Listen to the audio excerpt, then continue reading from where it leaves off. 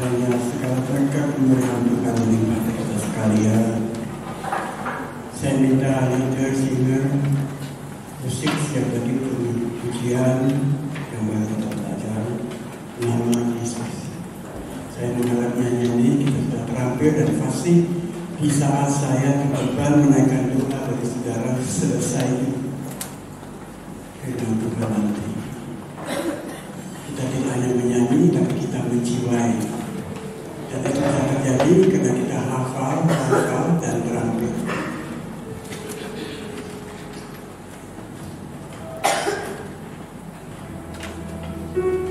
Nama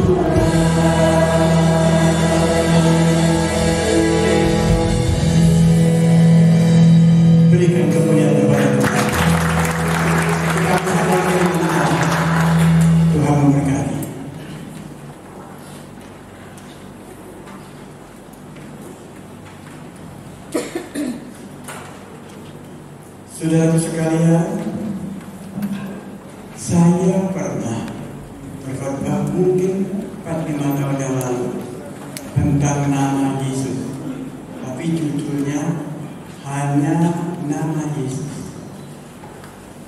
Firman Allah atau khotbah terasik dalam komputer saya itu 2 tahun. Bahkan sebelum ada video dalam kaset biasa atau gereja lama 30 tahun yang lalu sampai hari ini, hampir tidak ada yang tidak pernah terekam yang menjadi arsip gereja. Saya memang tidak sanggup menjadikan dia dalam bentuk transfer di CD atau DVD. Tapi setelah saya nanti tidak ada, silakan saudara merekam itu atau menggandakannya untuk menjadi renungan setiap dibutuhkan dalam hidup kita. Itu ada ratusan khotbah yang lengkap dan mudah jelas. Ya. Ini hari ini diberikan judul dalam nama Yesus. Ada beberapa ayat, bahkan mungkin cukup ayat, tapi sangat untung saudara yang mempunyai HP foto daripada mencatat setiap captionnya foto ada beberapa kali. Itu sudah menjadi arsip saudara, sudah menjadi catatan khotbah saudara. Sangat efisien. Sebab khotbah minggu tidak saya disampaikan dalam bentuk cenderung bersifat KKR, tetapi juga bersifat pengajaran untuk mimbar gereja ini sejak saya masih muda. Saya bersyukur saya dikaruniakan khotbah, karunia berkhotbah, tetapi juga karunia mengajar. Itulah yang selama ini saya tunaikan di atas mimbar gereja kita sejak gereja masih kecil. Saudaraku sekalian, kita hendak mengutip Kolose 3 ayat 15 sampai ke 17. Di bawah kami kutipkan beberapa ayat ini. Dengar dan simak dengan saksama. Kolose 3 ayat 15 sampai dengan 17. Demikianlah firman Tuhan. Hendaklah damai sejahtera Kristus memerintah dalam hatimu, karena untuk itulah kamu telah dipanggil menjadi satu tubuh, dan bersyukurlah. Hendaklah perkataan Kristus diam dengan segala kekayaannya di antara kamu, sehingga kamu dengan segala hikmat mengajar dan menegur seorang akan yang lain, dan sambil menyanyikan mazmur dan puji-pujian dan nyanyian rohani, kamu mengucap syukur kepada Allah di dalam hati. Dan segala sesuatu yang kamu lakukan dengan perkataan atau perbuatan, lakukanlah semuanya itu dalam nama Tuhan Yesus, sambil mengucap syukur oleh Dia kepada Allah Bapa kita.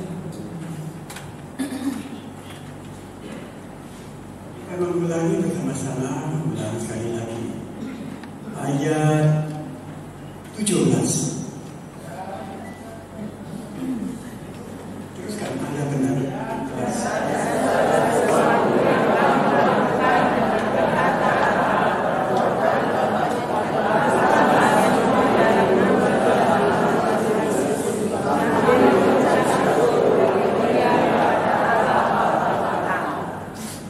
Amin. Saya jelas, tidak jelas, tapi Tuhan pasti jelas baca kita lain. Saudara, ayat ini diberikan perikop adalah manusia baru. Jadi orang Kristen yang mulai menjadi Kristen, kemudian beberapa hal-hal yang penting yang bagaimana mereka hidup sebagai orang Kristen yang berjemaah, berumat bersama kita tersebut tadi. Dan semua itu harus dilakukan dalam nama Tuhan Yesus.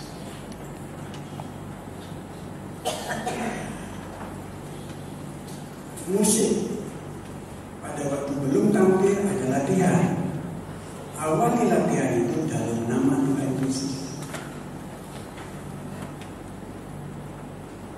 LCD, singer, leader, musik, semua petugas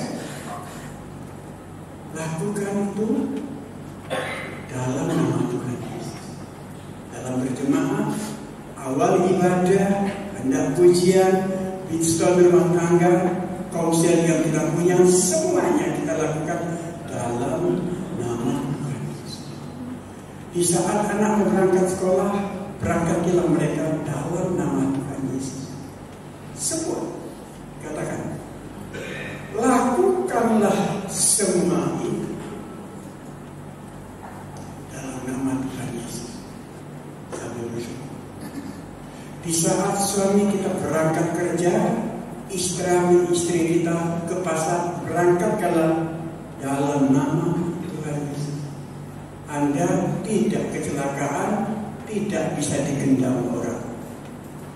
Kita membuka toko dalam nama Tuhan Yesus. Kita begitu hendak masuk pintu kantor dalam nama Tuhan Yesus. Kita siap-siap mau berdagang, kulaan kopi, beli kain, saudara sekalian, dalam nama Tuhan Yesus. Pada waktu kita hendak tidur, berangkat tempat tidur kita dalam nama Tuhan Yesus. Pada waktu kita bangun, sebelum kita mencicipi kopi, sebelum kita menegur anak kita yang malas, sebelum kita memberikan jatah kepada pembantu untuk menunaikan hari itu, dalam nama Tuhan Yesus, semuanya sudah. Ingat, ada yang mengatakan nama Yesus ini seperti satu mantra. Saya dulu membaca beberapa mantra, itu masih muda saya, belum jadi Kristen. Itu ujian kun fayakun, itu terakhir, itu kan seperti itu memang pengajaran Islam.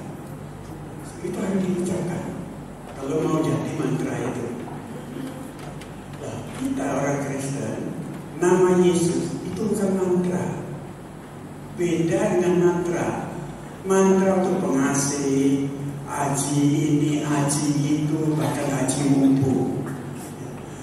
Itu mereka ucapkan mantra itu, kemudian terjadi sesuatu tanpa mengharuskan mereka untuk betul-betul mengerti mantra itu.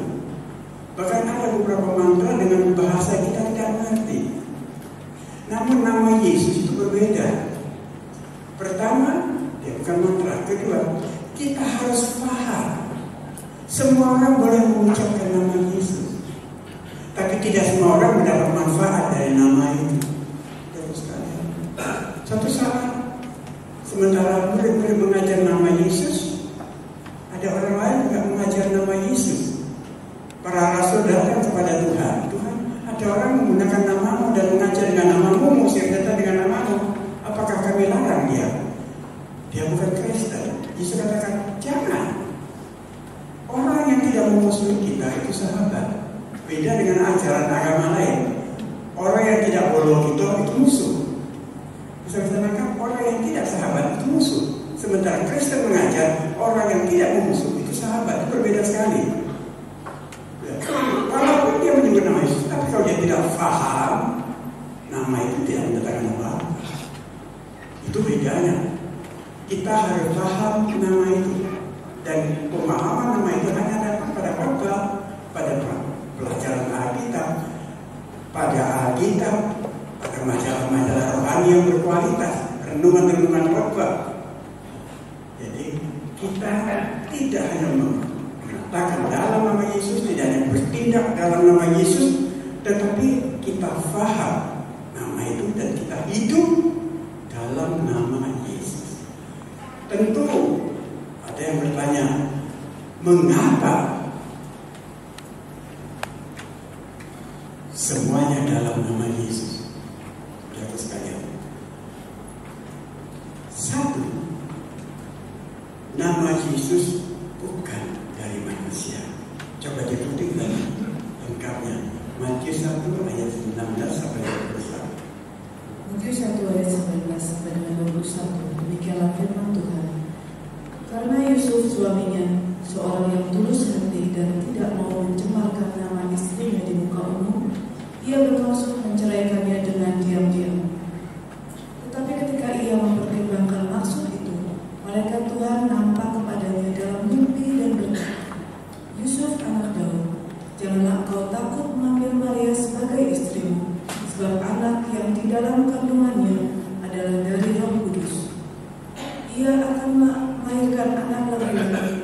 engkau akan menamakan dia Yesus, karena dialah yang akan menyelamatkan umatnya dari dosa mereka.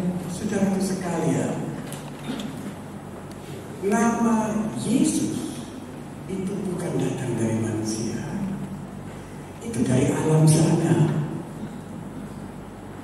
Sebelum Yesus lahir, di awal hamilnya Maria, Yusuf hendak diam-diam menceraikan, tidak mau bikin heboh, pakai menuntut keluarga perempuan, kok kami ini belum resmi kawin, ya sudah hamil. Rencana untuk menceraikan, membatalkan nikah diam-diam, yang hanya diketahui oleh dia saja, Yusuf, diketahui oleh Tuhan. Malamnya malaikat datang dalam mimpi. Itu dari Allah benih itu, bukan dari selingkuhan. Dia akan melahirkan seorang anak lelaki. Sebagai ayah, engkau namakan anak itu Yesus. Saudara sekalian, karenanya sebagai ayah yang bertanggung jawab, dia tetap mengantar kemanapun istrinya sampai Yesus lahir. Dari Nazaret sampai ke Bethlehem itu jauh sekali, saudara. Yang pernah ke Yerusalem tahu itu perjalanan jauh, dari yang paling utara sampai ke paling selatan. Sebab Bethlehem dari Nazaret itu lebih jauh dari Bethlehem dan ke Yerusalem. KCM mungkin sampai sekitar 710 kilo. Jadi nama Yesus bukan sembarang nama. Tidak ada satu pun manusia yang pernah lahir di bumi namanya datang dari Tuhan. Paling-paling datang dari engkongnya, dari mbahnya. Kalau cucu bapak ini lahir nanti, namamu namakan Sejahtera. Kok kenapa Mas namanya Sejahtera? Itu dari bapak saya, dari engkongi bayi, dari kakeknya, mungkin dari kakek. Apa kalau orang Jawa ketat sekali, saudara? Contoh kalau marganya Tan Xiaobing. Habis Tan Xiaobing, siapa. Nanti dari situ kan generasi ketiga itu bukan Xiao, Cui. Generasi itu sudah ditentukan. Jadi generasi yang kelima berikutnya, walaupun dia dilahirkan di Amerika, namanya sudah ada. Dan sisa nama depannya saja yang terakhir. Saudara, ini tidak ditentukan oleh leluhur. Tetapi nama Yesus tidak demikian. Dia bukan sembarang nama. Pertama dari malaikat, dan tentu bukan gagasan malaikat.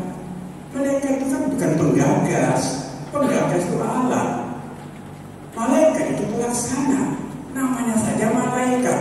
Angel itu bukan membawa-bawa berita, yang membawa-bawa kepentingan Tuhan, pesan Tuhan. Itu malaikat dalam bahasa Yunani. Dia utusan, dia hamba, penggagas, pencetus, pemberi. Itu Allah. Malaikat yang menyampaikan. Yesus itu bukan dari manusia nama itu. Yang kedua, Yesus, Yehosia, itu artinya Yehosia, Allah itu penyelamat. Maka itu terkandung tersirat pada ayat ini, karena dialah yang menyelamatkan umatnya dari dosa. Itu ada pesan pada ayat ini. Sebab namanya Yesus, Yesus artinya Tuhan itu penyelamat. Ya, karena itu mengapa pakai nama Yesus dan mengapa tidak pakai nama lain? Saudara sekalian,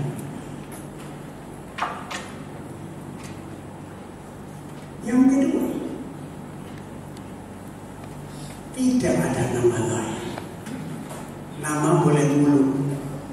Saya melihat orang nama seperti yang Kristen, ternyata Islam.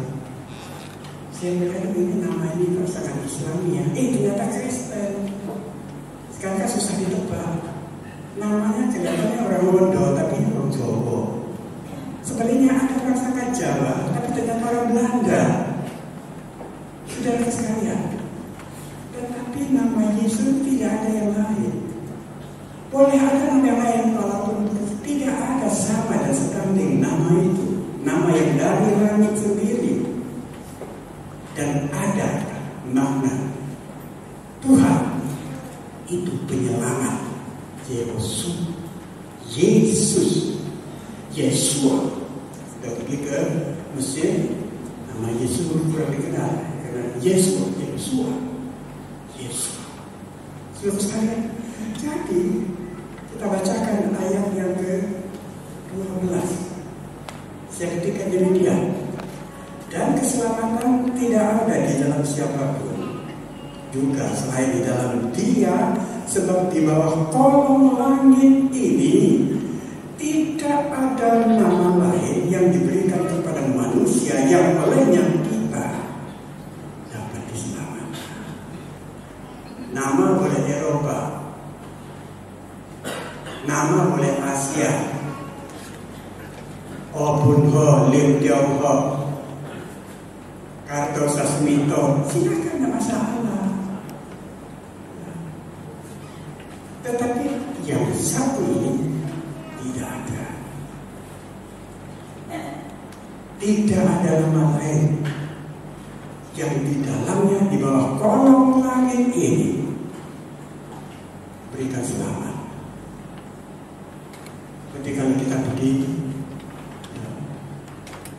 ke Amerika, di sini hanya berlaku uang dolar, uang rupiah ada, bisa tapi sulit diterima. Sesama negara Asia saja rupiah tidak bisa diterima dan susah diterima. Pada waktu saya di Bangkok, waduh, sesama negara Asia mereka tidak terima rupiah. Money changer, Bangkok itu Thailand sangat memperhatikan proyek wisata. Di mana-mana ada money changer, penukaran uang. Tapi di mana-mana hampir tidak terima rupiah. Dinar, yuan, won, dolar segala, dinar silakan ada, tapi rupiah tidak diterima. Aneh, itu sama teman Asia. Atau kami kesulitan, bagaimana kami mendapat rupiah? Bukan jadi bat itu sangat herannya. Harus pergi ke bank resmi tertentu pemerintah. Hanya itu. Kalau tidak, sudah dalam nama Yesus hanya Dia. Tidak ada nama lain yang kalau memang kita harap selamat. Tapi kalau hanya sekedar tidak diharap selamat, ya wis beken-bekenan, bolo-bolo itu kan. Daripada saya pakai nama Yesus dibentung tonggo, wis aku pakai nama yang dia percaya. Dia percaya apa aku baru? Dia percaya dengan Nabi engkau, ya wis aku ikut Nabi engkau. Tetapi yang menyelamatkan hanya satu. Nama yang dibawa dari langit yang disampaikan oleh malaikat. Yesus, tidak ada nama lain. Mengapa nama Yesus? Yang ketiga, segala lutut bertekuk. Bahkan kalau saya baca pada ayat yang ke-11, semua mulut dan lidah mengaku. Demikian. Supaya Filipi 2 ayat 10, supaya dalam nama Yesus bertekuk lutut segala yang ada di langit dan yang ada di bumi dan yang ada di bawah bumi. 3 alam ini itu bertekuk lutut. Kalau penduduk Madiun mungkin hanya bertekuk lutut dengan wali kotanya, tidak bisa apa-apa kalah kita. Kekuatan eksekutif. Terus sekalian, seorang presiden penduduk negeri lokal yang bertekuk lutut, apalagi seorang raja. Raja Jepang hanya penduduk Jepang di negeri Jepang bertekuk lutut. Tapi saat dia datang ke Indonesia, dia hanya tamu negara. Kita tidak bertekuk lutut. Pada waktu masa penjajahan Belanda, beberapa negara yang dijajah Belanda bertekuk lutut. luar jajahan Belanda. Tidak. Tapi nama Yesus bertekuk untuk segala yang ada di langit, yang ada di surga, yang ada di bumi, ada miliar orang yang ada, dan di bawah bumi, di alam bersama, di alam kematian, di alam neraka sana. Bertekuk. Sudah tak perlu sujud, walaupun kita terpaksa. Sudah sekalian, kalau baca ayat yang 11, ayat 11. Dan segala lidah mengaku Yesus Kristus adalah Tuhan bagi kemuliaan Allah. Segala lidah. Sekarang kan banyak yang belum, bahkan banyak yang membuli, banyak yang menghina, banyak yang mencela nama Yesus. Iya, tapi saat kamu senang tidak senang, baik di alam sini maupun di alam sana, maka mengaku namanya. Tidak ada yang lain. Saudara sekalian, segala lutut bertekuk, segala lidah mengaku. Karena yang mengaku nama Yesus. Dan kalau saya katakan, semua lakukan. Kamu menyanyi, kamu beribadah, kamu konser, kamu musik, kamu tambori, kamu doa, persekutuan, berangkat sekolah, mau pulang dalam nama Yesus. Itu bukan sembarang nama. Semua insan, semua makhluk bertekuk. Sudah bersama. Ini yang pertama. Mengapa nama Yesus?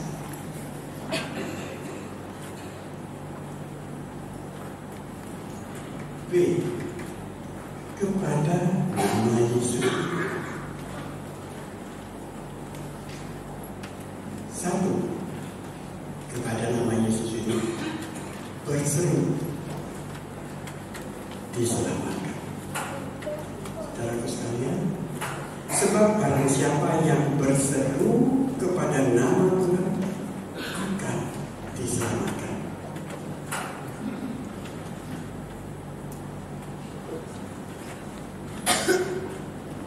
Ada dua pengertian diselamatkan. Satu, berseru dalam nama Tuhan diselamatkan, artinya dari neraka. Kecil, menuju. Tidak ada nama lain. Orang boleh berkata 1000 jalan menuju Roma. Artinya banyak jalan tuh. Jalan pertama ujungnya ke Roma.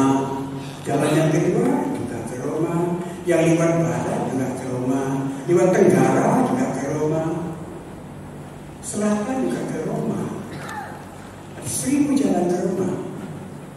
Tapi Allah tidak membuat 1000 agama untuk ke surga. Kita bingung, milih, dan kemudian berantem dengan berkata jalan kami yang paling benar. Kita berkata hanya ada satu jalan. Dia, aku ini jalan, kata Yesus. Aku ini kebenaran dan aku ini kehidupan. Tidak ada seorang sampai kepada Sang Romo di sana kecuali di dalam. Hanya di dalam nama Yesus berseru. Artinya berseru kita percaya. Artinya berseru kita malu. Artinya kita berseru kita patuh turun. Itu kita berseru. Surga selamat. Dan siapa yang berseru? Siapa saja. Kita orang Belanda, orang Sunda, orang Jawa, orang Afrika, orang Tionghoa, siapa saja. Kita orang desa, kita orang kota. Barang siapa saja, orang kaya, orang sekolah, orang miskin, buta huruf, mulai dari gembel sampai kepada eksekutif, para menteri dan para yang ada di legislatif, anggota DPR sampai kepada mereka yang dalam penjara, siapa saja. Saudara sekalian, orang pintar, orang bodoh, orang muda, orang tua, siapa saja berseru kepada Tuhan selamat.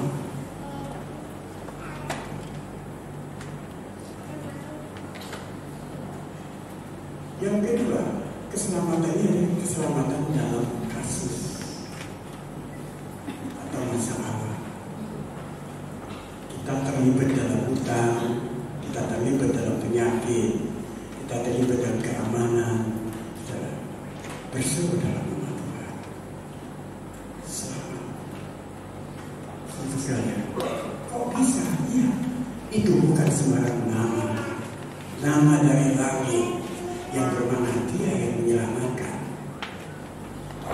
Yang menyelamatkan kita dari dosa, menyelamatkan kita dalam masalah itu. Ini yang pertama. Saudara bisa jelaskan, sebenarnya ini bakal lama 1 jam lebih, tapi dengan ada ini kan mudah sekali. 10 menit sudah selesai firman Tuhan.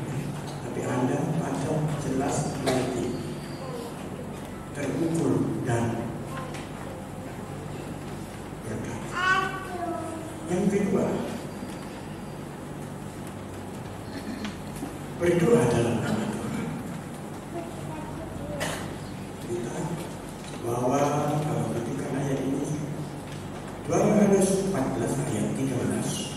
Demikianlah firman Tuhan, dan apa juga yang kamu minta dalam nama-Ku, Aku akan melakukannya, supaya Bapa dipermuliakan di dalam Anak. Ayat seperti ini banyak, saya ambil satu saja mewakili teman-teman ayat lain. Dan apa juga yang kamu minta dalam nama-Ku, Yesus,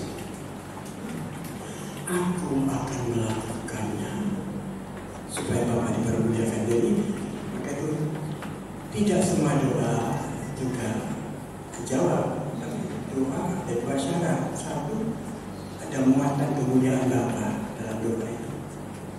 Jadi dengar, tapi tidak didengar jika doa itu hanya tentang nafsu saja. Itu pada ayat-ayat tadi. Kamu berdoa juga tapi tidak mendapat apa-apa sebab kamu hendak menghabiskan secara nafsu jawaban doa. Tuhan, saya mau kaya, setelah kaya malah meninggalkan gereja. Tuhan, saya mau sukses, setelah sukses Yesus berubah. Itu tidak memuliakan Allah. Itu doa itu tidak dijawab. Tapi sebaliknya jika doa itu dapat memuliakan Bapa, itu dijawab. Tapi itu yang diminta dalam nama Yesus. Tidak ada nama lain. Setiap naik-naik 2-3 kali saya katakan, engkau bawa saya pada Tuhan. Setelah merasa mantap, fokusnya jadi, ya, bawa saya kepada Tuhan. Saya ingin istri baru, maka dia minta istri baru. Saudara sekalian, kan Tuhan dimuliakan Tuhan, tidak masalah. Tapi cenderung tidak memuliakan Tuhan, sebab itu ada istri yang keempat dia. Saudara, jadi minta dalam nama Tuhan. Tapi ingat sekali lagi bukan mantra. Kita harus mengerti nama itu, kita harus paham. Kita memiliki nama itu, kita mempunyai hak. Siapa punya STNK, punya SIM, tapi dia Anda punya hak atas SIM itu. Saya tidak bisa menggunakan SIM tetangga saya untuk berkendaraan, sebab itu bukan hak saya.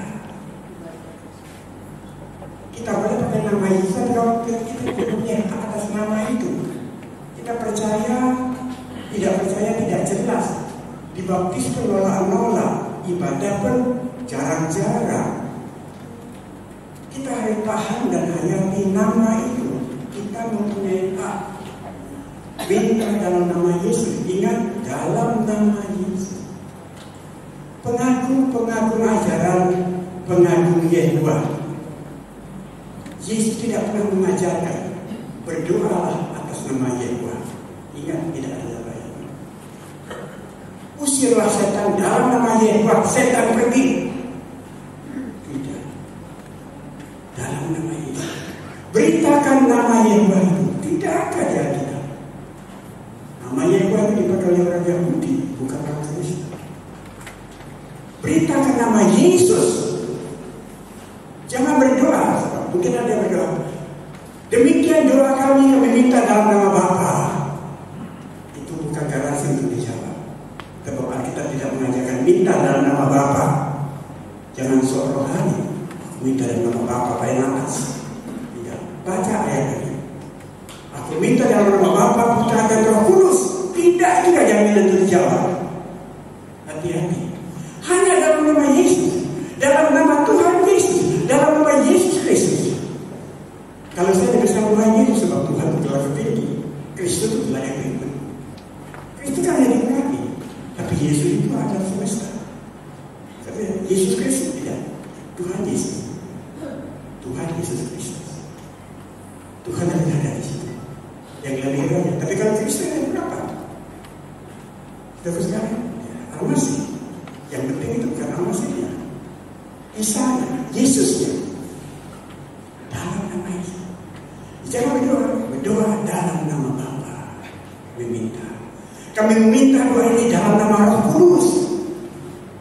Itu tidak alkitabiah. Sederhana. Kenapa sulit berdoa di dalam nama Yesus? Mintalah dalam namaku. Tapi kita kadang-kadang dengarkan masa keren. Oh, minta kami alaskan doa ini dalam nama Bapa, Putra dan Roh Kudus. Dalam nama itu Allah tidak menjanjikan. Dalam hal doa, mintalah dalam namaku. Aku garansi akan melakukannya. Saudara sekalian, jadi jangan pakai nama lain. Aku minta dalam nama Rasul Paulus. Sebab kalau aku minta sama Yesus itu kata tinggi ya, maka Tuhan kesombongan. Aku tidak layak nyebut nama itu. Kita katakan itu sesat. Maka layak. Pura-pura merendahkan diri, berkancang atas penglihatan yang tidak jelas, hanya menyembah kepada dewa dan bintang-bintang. Kena merasa tidak layak menyebut Tuhan, maka dia menyebut kepada Tuhan. Kita tidak diajarkan demikian. Minta dalam nama Paulus, dalam nama Petrus, bahkan dalam nama Maria, ibunya yang insani bukan ilahi. Maria itu kan insani, bukan ilahi, bukan Tuhan. Saudara sekalian, Yesus itu yang ada di Alkitab. Minta dalam nama Yesus. Selama ini minta dalam nama Roh Kudus. Roh. Karena ya Tuhan tidak bisa menjawab. Sebab itu tidak berjanji dan terikat atas janji di mana dikatakan dalam namaku aku lakukan.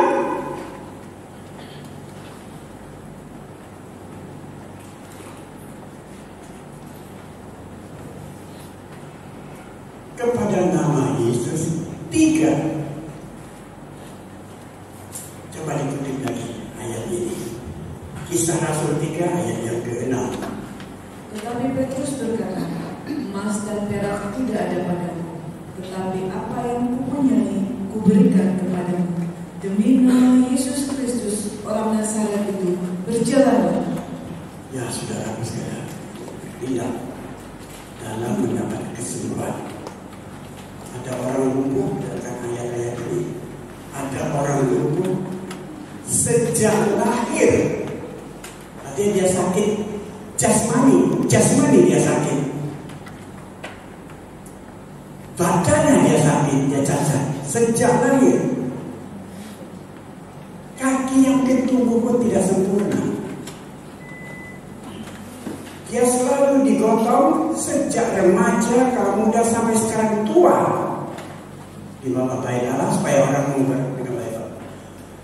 beribadah, memberikan sedekah supaya nanti ibadahnya diterima sebab didahului dengan sedekah. Itu kan selalu mengajar gitu kan. Jadi sedekah duluan sebelum ibadah diterima, makanya memberikan sedekah di bait Allah. Rasul Petrus dan Rasul Yohanes sore-sore tidak menunaikan ibadah di bait itu. Orang ini seperti yang lain-lain diminta sedekah. Kasihani saya, sedekahi saya. Paulus Rasul, dia pendeta, dia tidak punya duit. Bisa roh dia banyak, urapan dia banyak, khotbah dia banyak, duit dia tidak punya. Padahal sebelum dia jadi pendeta, sebelum dia jadi rasul, dia orang kaya, dia pemilik kapal, dia bos, dia banyak duit. Kapernaum salah satu daerah dagang, daerah pesan yang bagus di pinggir danau, bandar bagus, bandar raya. Tapi setelah jadi hamba Tuhan, dia hidup dari iman. Jangan memberikan sedekah pun dia tidak punya. Paling baik beli nasi, beli sedekah itu paling tinggi daripada beli nasi. Katakan, duit aku tidak punya, emas dan perak tidak ada.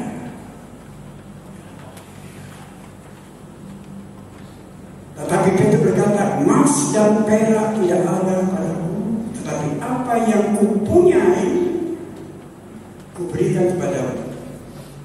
Demi nama Yesus Kristus, orang Nazaret itu berjalan. Maka cacat jasmania ini langsung berjalan. Tangannya diangkat, orangnya berdiri. Kalau dia umur 30 tahun, 30 tahun gak pernah jalan, injak, punya kaki gak pernah pakai. Punya uang sebulan gak bisa nolong dia, punya uang 100 miliar gak bisa nolong dia, apalagi hanya punya 10 juta, oh udah. 100 miliar itu gak bisa ngangkat kakinya. Dan nama Yesus melebihi emas dan perak. Untung juga Petrus gak punya emas dan perak. Kalau Petrus punya emas dan perak, Tuhan minta emas dan perak, tapi ini loh emas, barang 1 pon, barang 1 gram. Tapi untung dia tidak ada emas dan perak, tapi dia punya lebih dari emas dan perak. Nama Yesus, nama itu memberikan mujizat kesembuhan jasmani. Itu yang banyak kita alami. Beberapa kesaksian sudah kita dengar. Saudara sekalian, jadi demi nama Yesus Kristus berjalan begitu. Mujizat ini menggegerkan kota besar Yerusalem.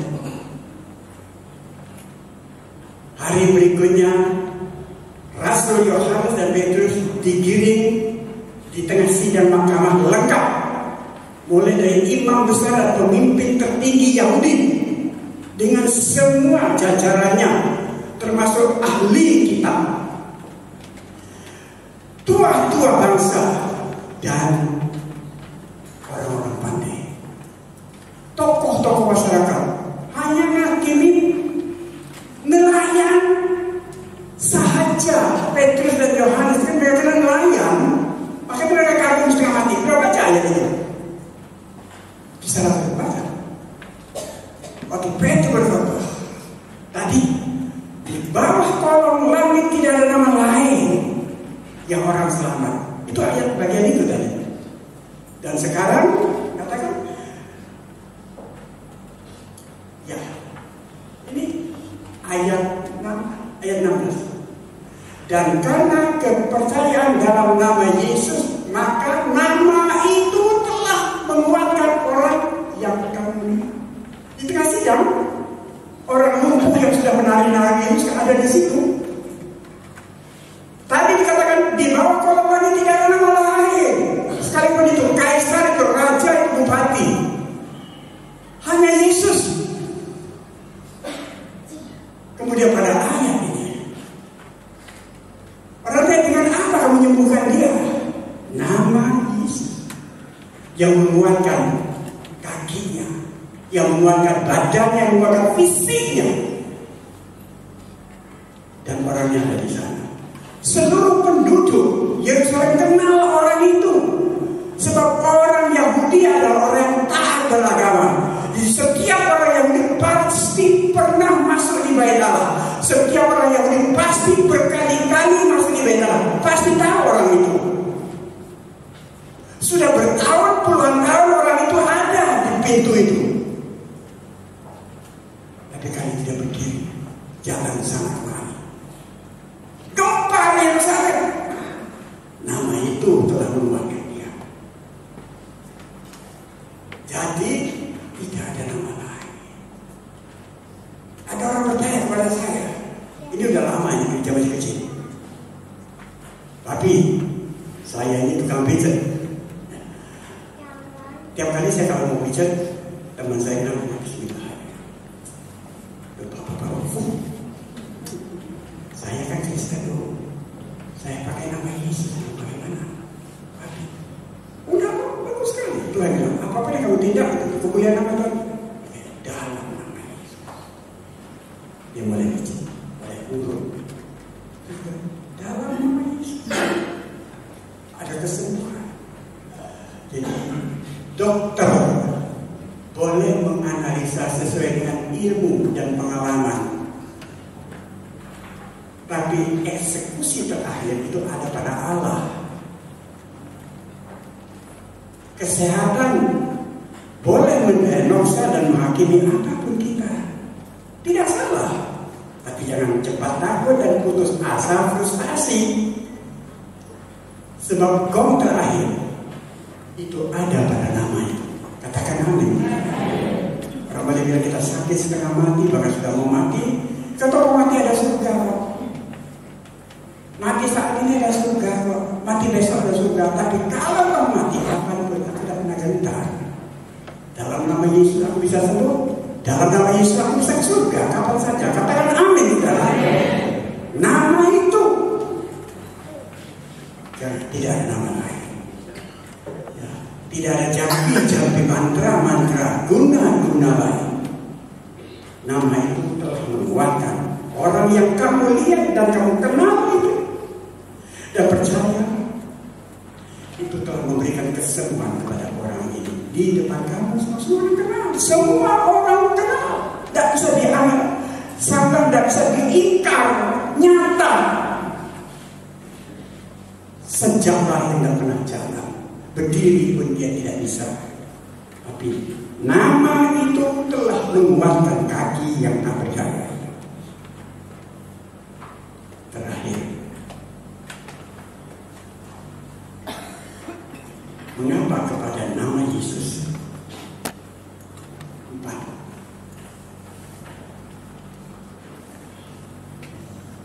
Sebab di dalam nama itu kita mengusir roh jahat. Nama lain tidak bisa mengusir roh jahat.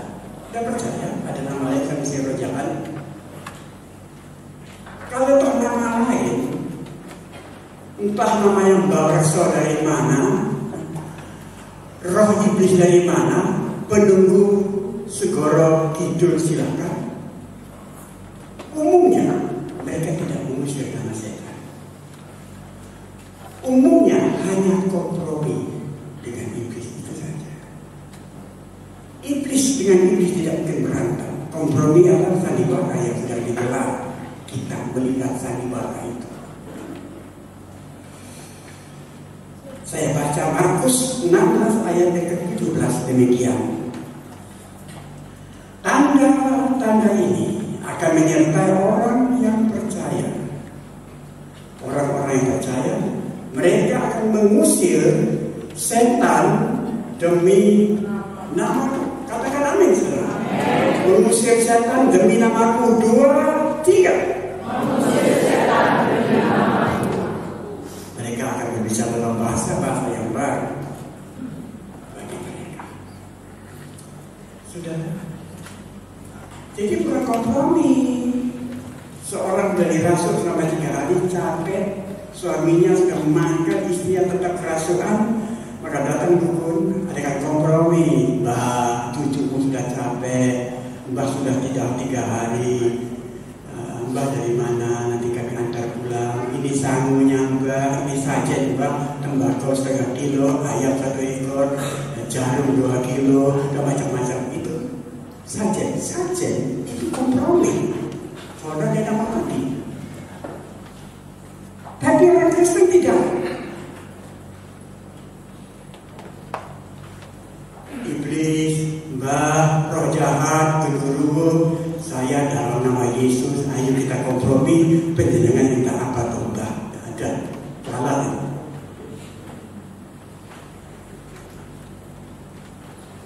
Mereka akan mengusir setan-setan demi nama. Ini sekedar mengapa ya? Alkitab tentang Perjanjian Baru itu terbalik menggunakannya antara setan dan iblis. itu aslinya itu setan, kata-kata ya. Sebaliknya semua kata-kata setan itu iblis. Kalau baca di bahasa ini, tapi itu tidak termasalah. Itu sama-sama roh kegelapan itu. Termasuk ayat ini.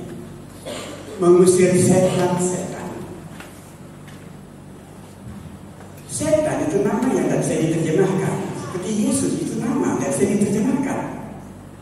Yesua, Yosua, Yesus, Yesus, Yason, itu tidak bisa diterjemahkan sesuai dengan lafaz. Tapi namanya sama. Terus sekalian. Tapi setan di sini bukan setan. Kalau dia bahasa tidak bahasa nanti. Daimonia ekbalus. Daimonia ini asal kata roh jahat. Daimonion. Daimonia itu roh jahat. Ekbalus ini artinya musir, nundung, nendang, lempar. Itu dorong. Itu ekbalus. Di dalam bahasa ini katakan Kasodeng ini sangat musik mendorong itu pergi. Saya menggunakan ini supaya saudara nanti mantap dengan kata asli ini. Devil bukan setan. Daimonia bukan satana. Satana bahasa Yunaninya satana. Bahasa Indonesia satan. Bahasa Mandarin Satan, tapi di sini bukan Satan. Sudah. Ada kita tidak yang bisa setan, tapi termasuk jelmaan yang lain, roh yang lain, kaki tangan setan, yaitu ini sebenarnya lebih diterjemahkan dulu mungkin roh jahat. Bahasa Jawa yang punya kata-kata nundung, mantap loh. Maka saya menggunakan bahasa ini. Yang punya bahasa Jawa itu dalam nundung demi lahir mantap aku ngerti. Oh ternyata demi itu bisa ditundung. Iya. Kenapa? Nama Yesus. Dalam bahasa Jawa kangkui. Fung demi kangkui, fung demi. Dengan nama saya, fung demi dengan nama saya kangkui usir. Itu iblis, hantu. Jadi sudah pernah ditakuti hantu? Hantu itu hati-hati untuk berani sama kita. Anda salah sekali dengan Alkitab kalau takut hantu. Hantu itu takut kita, sebab kita punya nama itu. Katakan amin. Kenapa mesti takut hantu? Genderuwo, pocong, itu demonia. Jin, hantu, genderuwo, suster, engkau tahu? Ya, itu demonia. Sudah, itu kue, kamu kue, usir kue. Sudah sekalian, itu demi dalam jelma macam-macam, kuntilanak. Sundel bolong, nggak tahu bolongnya di mana ya? Di belakangnya apa? Makan bakso ke rumah kok habis-habis dan itu bertindak bayar. Ternyata itu sundel. Custom devil, terlalu jahat. Jadi kalau sudah menghadap, saya sekali lagi sudah tahu Anda menghadapi sesuatu yang memang medeni. Menakutkan, tapi tidak perlu takut sebab dia yang harus takut karena kita mempunyai nama Yesus. Tanda-tanda ini akan menyertai orang-orang percaya, mereka akan mengusir demi itu. Rumah saudara punya demi? Pak, rumah saya kalau sering didatangi bayang gelap. Malah kadang-kadang pendeta suka den-den. Pendeta dan besok atau jemaat kemudian ngomong sama jemaat ini, pendeta yang tidak membawa berkat. Terus waktu saya mau datang tadi di rumah sebelah kanan ada pohon mangga, hati-hati. Itu ada makhluk gelap loh, pendeta. Itu masuk di kandang buang ke laut. Pendeta capok.